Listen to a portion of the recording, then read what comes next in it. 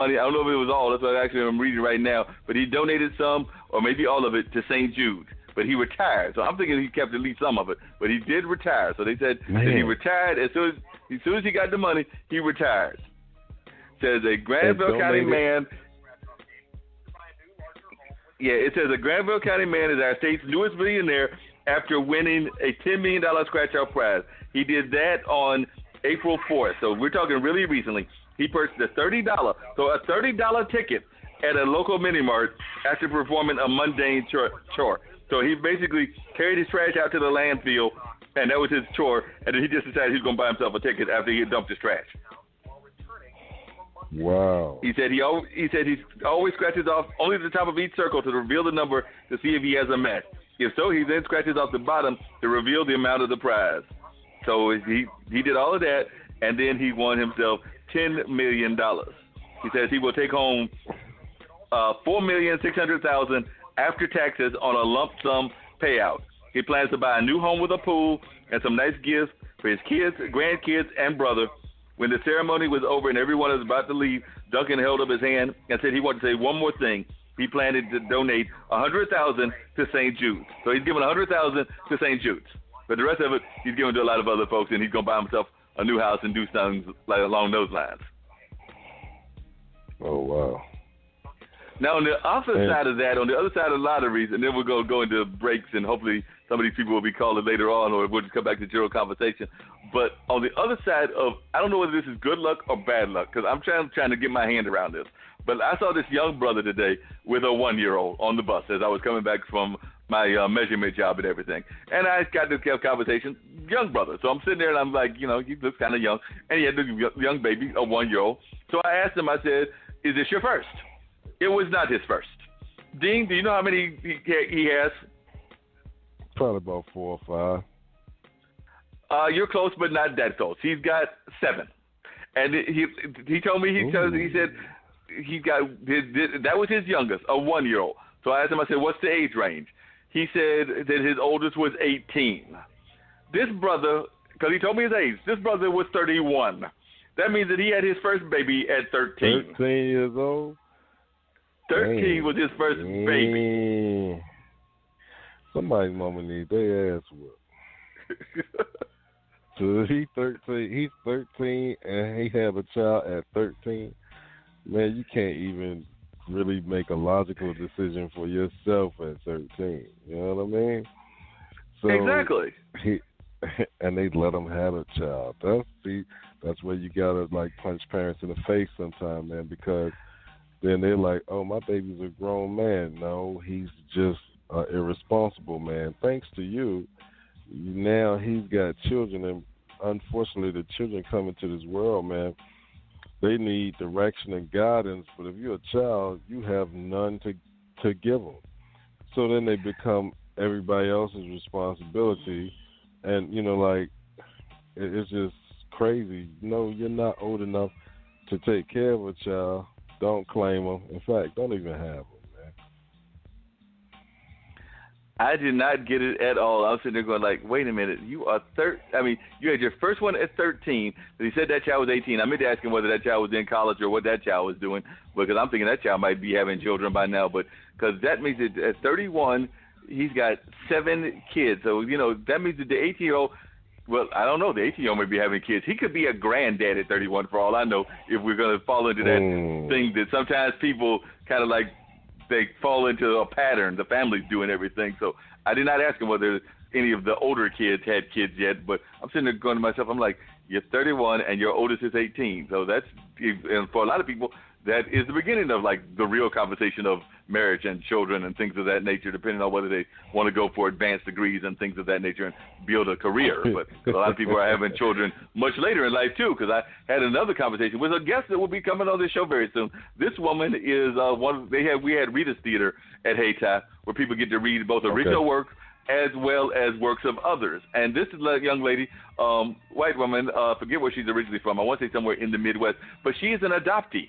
And because of what she went through with adoption, she opted never to have kids, and she even says that. So she'll probably have that conversation with her and everything. But as an adult, because she decided not much later in life to go searching for her natural mother, did find her natural mother, and as the case in a lot of cases, actually lived around the natural mother. Because when her mother that raised her as a mom took her to the natural mother, they apparently had lived in the same neighborhood and everything, and had been in the same circles and everything, but this woman never knew that was her daughter. But I think that conversation is now taking place. But even when we were talking, I was talking to this woman named Robyn, she was like saying that that's part of the reason, and she's my age, she's 56, she said that's the reason that I decided never to have any kids, because I saw some of the things that go on with childbirth, some of the things that I thought about with my own adoption and everything. So she opted never to even make that up part of her conversation. I mean, I think she went the professional route and tried to, have a career of different sorts, and we'll learn more about that in the near future. But I was telling her about the podcast, and she seemed to be interested in being a guest to talk about adoption, which I think we might have had one guest that was an adoptee in the past, but it's not been a conversation that we've had a lot of conversation about. So hopefully that'll be taken in place sometime in May or June. So that should be a real interesting conversation. But it was just fascinating talking to her real briefly about, one, being an adoptee herself, and then learning that how that had an impact on her life. Yeah, you know what? Shout out to my good friend Ayana from Brooklyn. She said, unfortunately, that kids having kids, and these kids want to be friends with their children instead of parents, and that's how grandparents end up raising their children. And I don't know. I just had this thing in my head, man. Like, if you are not, one, of age, two, responsible, I don't think you should be allowed to have any children, because, some people say, oh, it's their right, but they're looking at it from an emotional point of view, and it's also one-sided, because these children come into the world, they didn't ask to be here, and then they end up being mistreated or, used for like around this time of year, tax time. Everybody's like, oh, well, I'm gonna get the child tax credit. If you're not responsible and you don't seem like you can take care of yourself, you should not be able to have any children until you show some type of responsibility. Because my friend is right. The grandparents end up raising kids, and then the parents want to come back. You need to go on wherever you were going when you left your child with the grandparent. Keep going. There's no need for you to come back. Do not try to assert any authority. That's how you get kicked through walls. But if you're not going to take care of yourself, then you should not be allowed to bring another life into this world to suffer because of your stupidity. Most people rise to the level of their incompetence when they do dumb stuff like that. So I don't, the foster care system, you got kids there being mistreated and stuff because foster parents taking them in for $1 bill. You know what I mean? That they get $2,000-$3,000 a month for keeping the kid. The kids get about maybe $200 worth of clothes, and then what? You know what I mean? So all of that whole system, man, needs to just be revamped. You hear all the horror stories, and then there's some children who are older who end up aging out because no one adopts them. What do you do with that? Yeah, but then you have the opposite end of that, which is kind of what I alluded to earlier with China, and China isn't the only one. I mean, there are all kinds of countries. Some of them, they're probably more communist countries, but I think there might even be some what we consider Western countries that have kind of these policies of trying to restrict the children and restricting how many children you can have. Now, some of them are a little bit more drastic in the way that they regulate how the children are not allowed to be had. Like I said, some of them, they wind up going into adoption systems where they've gone into other countries. Because, I mean, that's where the whole, I think, both the Chinese market of adopted kids as well as the Eastern European kids came up. For people would, they'd have those kind of policies that they were not allowed to have but one child in their family. So then they would go into the adoption kind of market or the foster market that you're talking about. And then there were some people that had these very drastic ways of basically euthanizing the babies and everything. So, like I said, I don't know how we could regulate it. I'm sure there's got to be some solutions, but that's the issue. It's kind of like regulating it, and a lot of it is also we just got to have better education, because with the education thing, a lot of things that we've talked about them taking out, some of the things that they've taken out, they didn't need to take out. Like we've talked about in the past, how they've taken out art, and that teaches us about critical thinking, and they've taken that out, and they've taken out vocational trades in a lot of schools, and that actually is a way that some people that aren't going to be doctors and lawyers can actually have a good career. I think that mechanic was probably making some pretty good money before he got that millions. I mean, it was nowhere near his millions, but he was probably making some good money as a mechanic before he went and bought this lottery ticket and everything. But so I know the mechanics and plumbers and everybody, they make some pretty good money. So like I said, but a lot of times our education system, we've taken that out. And I sometimes wonder if we've not even taken out some very basic principles of life. Like I said, whether that's sex ed, whether that's home economics. There's another young lady that I'm trying to get to be on the podcast in the near future, but she started a business. It's basically kind of a catering business,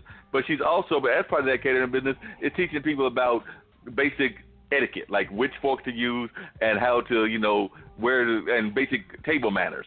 But I sometimes wonder if we don't do a good enough job of even that, because I remember when I was in school, some people, even some of the guys, were taking home economic courses so they could actually do some cooking and not depend on the microwave, which I know I can be guilty of sometimes, or depending too much on the microwave or fast food because of not necessarily knowing all the instructions of some of the more complicated recipes. That's more my younger brother's thing, and sometimes I wish that I had learned more of that. But as I've said in the story before, when he was needing somebody to teach him cooking, I was the designated reader, and I'm still a good reader, so that's one of my skill sets. He's the good cook because I was reading to him.